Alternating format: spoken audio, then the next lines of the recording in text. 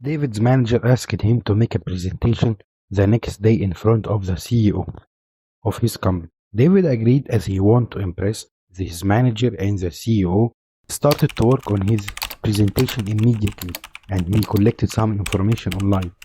Confident in his work, he presented it in front of his manager and CEO, only for his manager to point out that the key data was incorrect and outdated. If you don't want to make this mistake, watch this video. Every day we are bombarded with information, whether it's news, social media, or just random posts online. But in a world where anyone can publish anything, how do we know what's true and what's not? How do you avoid falling into the traps of misinformation, bias, and superficial content like David? It's all come down to one thing: critical thinking in the digital age. Today I will show you how to sharpen your critical thinking skills and navigate the online world like a pro. So what exactly is critical thinking? In simple terms, it's the ability to analyze and evaluate information in a logical, clear-headed way. And in the digital age, when we are bombarded with million different opinions and news stories, it's more important than ever to sharpen this skill. Alright, so how do we actually develop this superpower? Here are some quick steps to help you sharpen your critical thinking skills when you are navigating the online world. Number 1. Evaluating the information sources. Evaluate your sources. Not everything you read online is reliable, and sometimes the most shared or liked content isn't even true. If you search for a medical information, you need to search for a trusted website where you can find real doctors, not just a post in a blog or Facebook. As you can always find misleading information, you need to ask yourself questions like: who is the author? Are they an expert on the topic? What is the purpose of this article? Are they trying to inform or sell me something? Check the publication date too.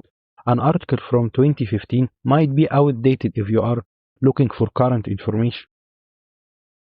Number 2. Recognizing bias and agenda. Bias occurs when the information is presented in a way that favors one perspective, often distorting facts or omitting critical viewpoints. Recognizing bias involves being aware of how language, tone, and context are used to sway opinions. For instance, emotionally charged language or selective reporting can indicate an attempt to manipulate a reader's perspective.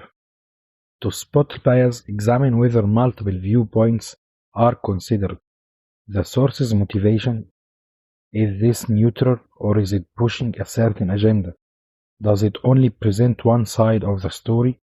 And if facts are presented alongside opinions? Additionally, verify information with independent, credible sources to avoid misleading narratives.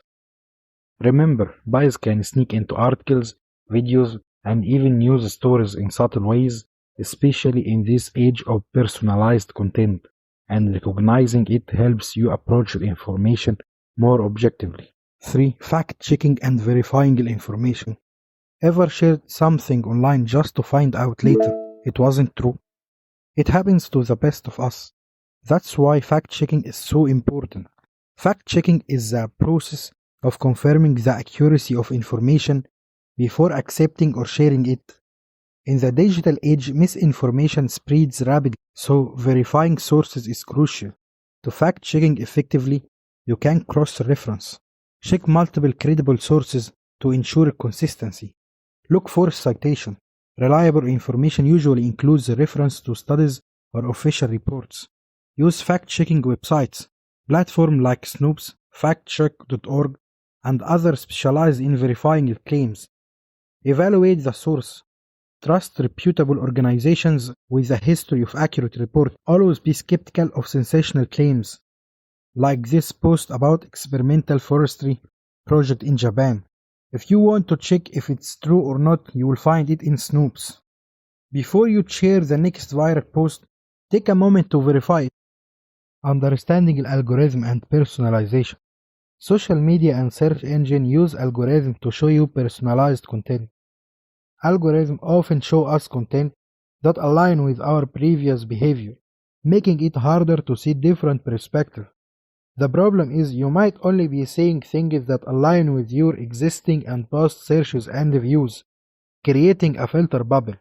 Like when you use social media to watch dancing videos, it will promote more dancing videos to your feed, ignoring other types of content.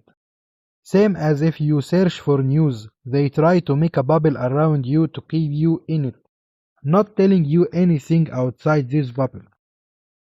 To break out of this bubble, it's important to actively seek out diverse perspectives.